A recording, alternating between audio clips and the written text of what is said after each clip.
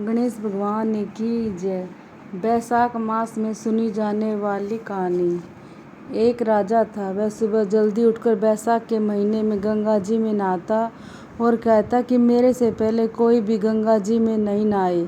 एक बंदरिया थी जो रोज राजा से पहले नहा लेती और पीछे राजा नहाने जाता था।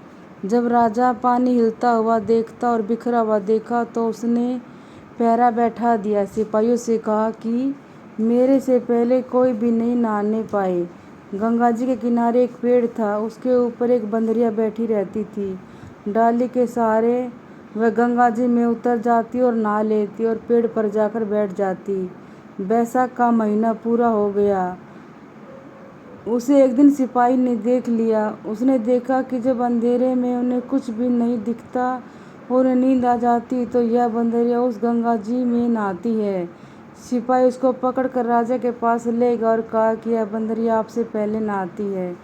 राजा ने प्रण किया हुआ था कि यदि कोई औरत मेरे से पहले नहाती होगी तो मैं उसके साथ विवाह कर लूँगा।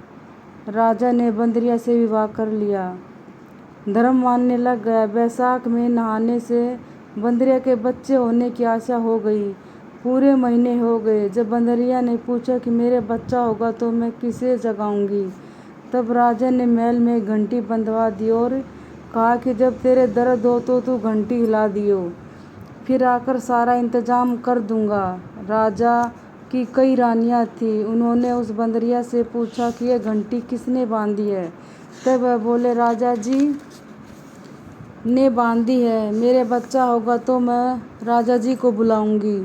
रानी ने कहा, जरा बजा कर दिखा कि राजा आएगा या नहीं। बंदरिया ने घंटी बजा दी। राजा आया। जब पूछा घंटी क्यों बजाई, तब बंदरिया बोली कि रानी ने कहा था बंदरिया के बच्चा होने लगा तो उसने घंटी बजाई पर राजा नहीं आया। फिर रानियों से बंदरिया ने पूछा, मैं बच्चा कैसे पैदा करूं। तब रानियों ने कहा, अपनी आँख में पट्टी बांध लो, ओखली में सिर रख दो। फिर बंदरिया ने बैसाख महीने के पुण्य से एक अति सुंदर लड़का हुआ। होते ही रानी ने राजा को नहीं दिया और दासी को दे दिया और कहा कि इस बंदरिया के बच्चे को नदी में बहा दो और बंदरिया के पास आटे को खून में लपेट कर रख दो। राजा ने आकर पूछा कि क्या बच्चा हुआ है। तब रानी ने कहा, बच्चा नहीं हुआ, ये ईंट पत्थर पैदा हुआ है। फिर राजा ने संतोष कर लिया कि रानियों के बच्चा नहीं हुआ, इसलिए इसके भी क्यों होता। उधर दासी बच्चे को फेंकने लगी तो नदी में नहीं फेंका। कुम्हार मिट्टी का बर्तन बना रहा था, उसके अंदर रख कर आ गई। कुम्हार और कुम्हारी खुदी हुई मिट्टी लेने गए तो देखा अति सुंदर बच्चा रो रहा है। जब कुम्हार बोला कि हमारे बच्चा नहीं था इसलिए भगवान ने बच्चा भेजा है, जिसको तू पाल ले और अपने घर में ले चल। फिर कुम्हारी बोली, ले तो चलेंगे, उनके खातिर ही भगवान ने भेजा है। इसको पाल पोस कर बड़ा कर लिया। लड़का रात दिन बढ़ने लगा। जब कुम्हार मिट्टी का हाथी बनाकर बेचा करता था। एक दिन लड़का बोला, पिताजी मेरे को भी हाथी घोड़ा दो, मैं इससे खेलूंगा। फिर हाथी घोड़ा लेकर कुएं के पास बैठ गया। लड़के को सारी बात का पता चल गया कि मैं बंदरिया के पैदा हुआ था और रानी ने मेरे को मारने के लिए दासी को दिया था।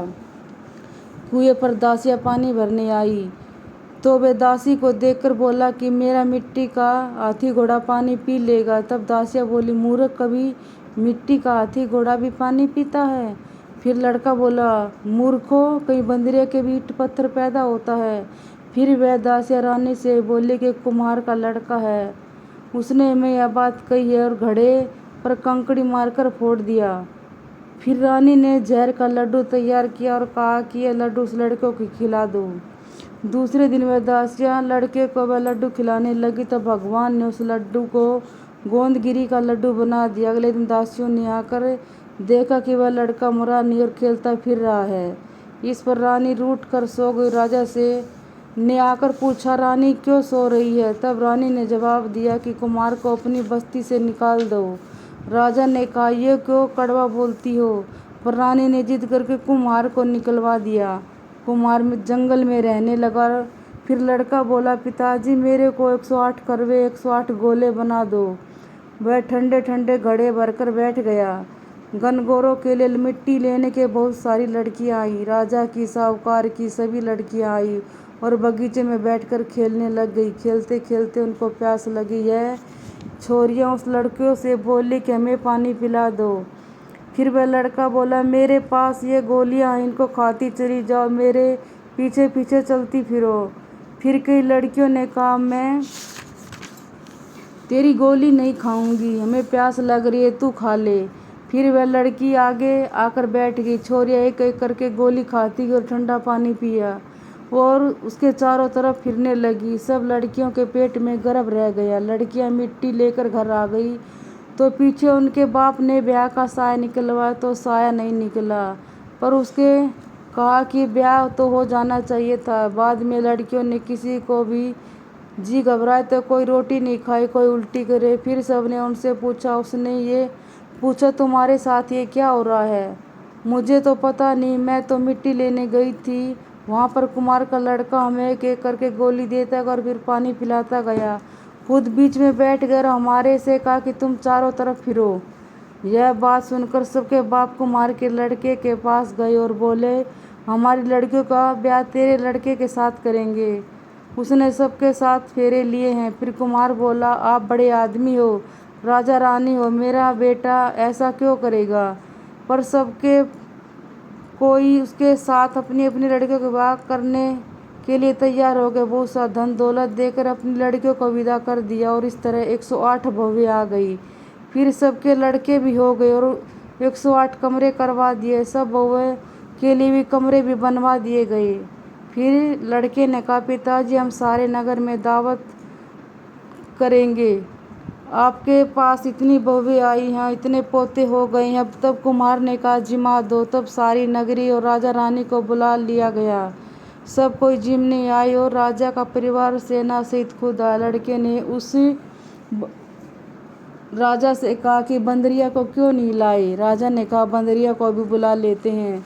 राजा ने बंदरिया को बुलाने के लिए रथ पालकी सजा कर भिजवा दी। वहाँ पर भरी सभा में सोने की चौकी पर सुंदर गद्दी बिछा दी गई। फिर बंदरिया आई तो गद्दी के ऊपर बैठा दी गई और 108 बहुओं से कह दिया गया कि यह बंदरिया मेरी जन्म की माँ है, सब कोई सोने के मोहरे गोद में रखती जाओ और पोते को देती जाओ। फिर सब बहुएं आई और सब ने सोने की मोहरे देकर पैर छूकर गोद में पोते देती चली गई। बंदरिया सबको आशीर्वाद देती गई। फिर राजा की रानियां समझ गई और राजा से कहा, ये मैं बुलाकर हमारा अपमान कर रही हैं, इसलिए हम जा रहे हैं। फिर राजा भी लड़कर बोला कि हे भाई, तू बंदरिया का स्वागत इतना क्यों कर रहा है? जब वह बोला, यह बंदरिया मेरी जन्म की माँ है। तब राजा ने पूछा, कैसे? मैं बंदरिया से पैदा हुआ था तो तुम्हारी रानियों ने मुझे दासियों को दे दिया और कहा कि इसे नदी में फेंक दो, लेकिन दासी ने मुझे नदी में नहीं बहाया, मुझे उसने मिट्टी के पास रख दिया और कुमार और कुमारिन को मेरे पाल पोस कर बड़ा किया है। और रानियों ने तुम्हारे से कहा कि उसके मिट्टी पैदा हुई है। जो दासी मेरे को यहाँ छोड़कर गई थी वह यहीं पर खड़ी है। और दासी ने कहा कि हाँ, मेरे को ही दिया था, मैंने इसे नदी में नहीं फेंका था, इसलिए मैंने कुमार के पास रख दिया था। वहाँ पर रानियाँ सुनकर चुपचाप रह गई। पीछे राजा ने रानियों को छोड़ दिया और बंदरिया को साथ लेकर घर गया। पोते और बहुओं को बेटों के साथ लेकर बाजे गाजे से अपने घर की ओर चल दिया और सबको अलग अलग महल बनवा कर दिए। सब वहाँ पर जाकर राज्य करने लगे और सारी दुनिया कहने लगी कि बैसाख नहाने का इतना बड़ा फल है तो सबको बैसाख नहाना चाहिए, दान पुण्य करना चाहिए। बाद में कुमार से कहा, तेरे को जितना धन चाहिए ले ले, तेरा मन चाहे तो मेरे घर पर ही रह, तेरा मन चाहे तो तू अपने घर पर रह, क्योंकि तूने बहुत बड़ा उपकार किया है। फिर उसको बहुत सा धन दिया। बंदरिया बैसाख नहाई तो राजा जी का राज्य पाए और 108 पोते पाए। भगवान जैसे बंदरिया को सुख दिया, संपत्ति दी, वैसे ही सबको देना। जो कोई इस कहानी को कहता और सुनता उसकी भगवान सब इच्छा पूरी करते और सब मनोकामनाएं पूरी करते हैं। बोलो विष्णु भगवान की जय। 6 घड़े अमृत भरे, 2 धरती माता के, 2 कहानी कहने वाले के, 2 सुनने वाले के। बोल धरती माता की जय।